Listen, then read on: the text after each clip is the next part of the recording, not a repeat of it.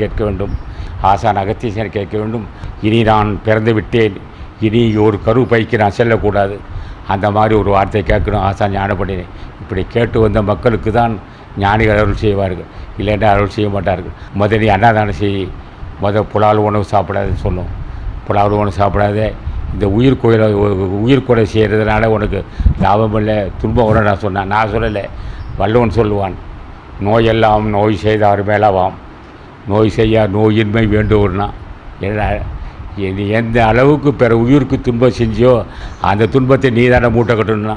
சில பேர் சொல்லுவான், கொன்றா பாவம் திண்டாகுதுன்னும்.